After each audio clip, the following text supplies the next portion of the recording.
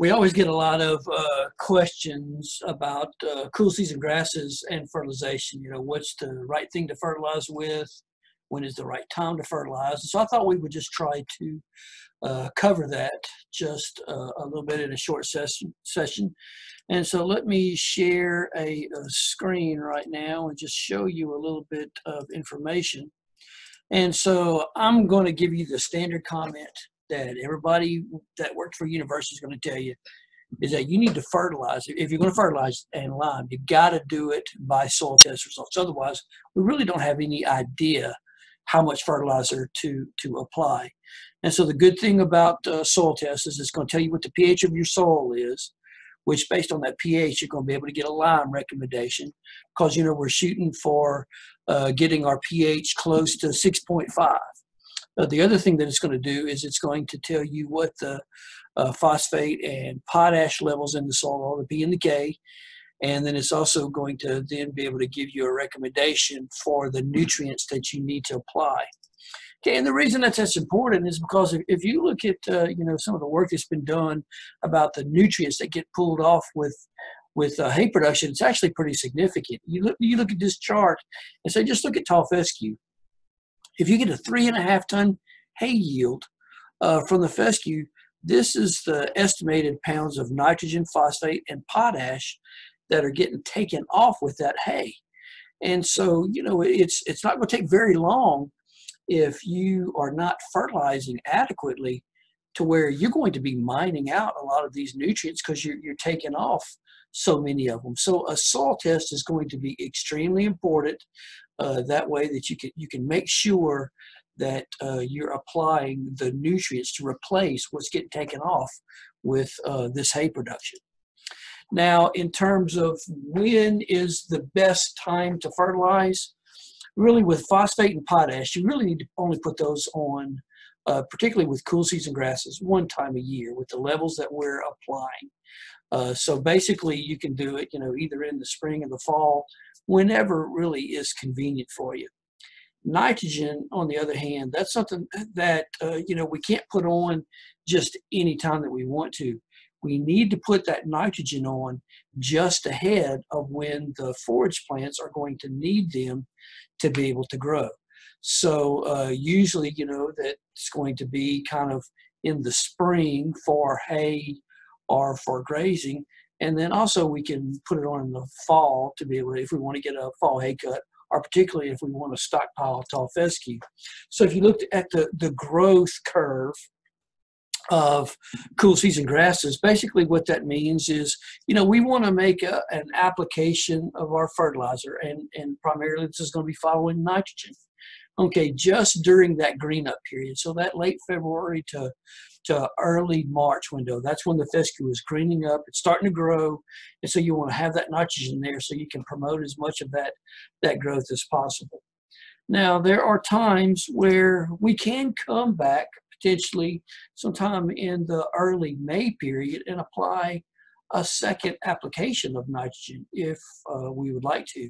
There's a couple of reasons why we could do that. One of them is if you know, we're trying to really push hay production and we get our first cutting off early, we can come back with another maybe, you know, 30 or 45 pounds of nitrogen, and we can get a second hay cutting in that mid-June period, because we'll still have, you know, usually relatively moderate temperatures and usually pretty good moisture. And so we could apply a second application of nitrogen for hay production. But also from a grazing standpoint, if you find yourself at a point when you get into that early May period and maybe you're grazing it, you know, a little bit hard and you're not getting enough growth to support your cattle, you could come on with maybe another 30 pounds of nitrogen to promote a little bit more forage growth and to be able to kind of carry you on into that summertime. A third time when we think about a possible nitrogen application would be in that fall period. So when we get into that September period, we know we're going to get fall rains and our temperatures cool down, we can apply some nitrogen and we can promote more of that fall growth to be able to have for the grazing. And generally we talk about that being for stockpiling, because even though the tall fescue plants are going to stop growing in that kind of early November period, that fall growth of fescue can last, and you can graze it on into the December and January period. So the steps to stockpiling fescue in the fall are, number one, come back and clip pastures in that late August kind of period. Get off all the summer weeds and trash that are on there. So whether it be old fescue or the summer grasses, summer weeds, get those off so that when it starts to regrow, it's nothing but tall fescue.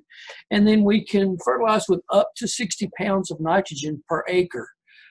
So that's basically going to be, if you have the ability to be able to get ammonium nitrate, that's 180 pounds of ammonium nitrate.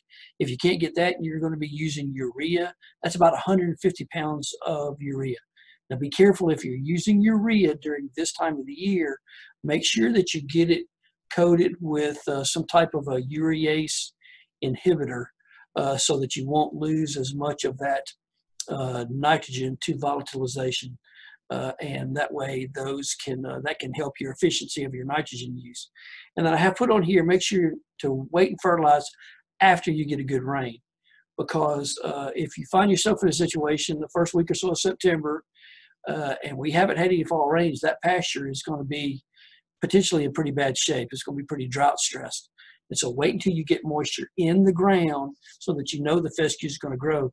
Then put your nitrogen on there. And that way you'll promote that growth. And then the third step is just try to keep the animals off. I have listed here until after frost. Just keep the animals off as long as you can, because the longer you can keep animals off, the more of that forage growth that you're going to get, and the more of it that you're going to be able to have then to be able to graze later in the fall and the winter. It's going to cut down your hay feeding needs. And so these are just some tips about fertilization of cool season grasses, tall fescue being our primary one. And just remember, you got to make sure you take a soil test so you know what level of nutrients that you need to apply. And then think about that really when it comes time for nitrogen, you're trying to put on the nutrients just ahead of when the plants need them.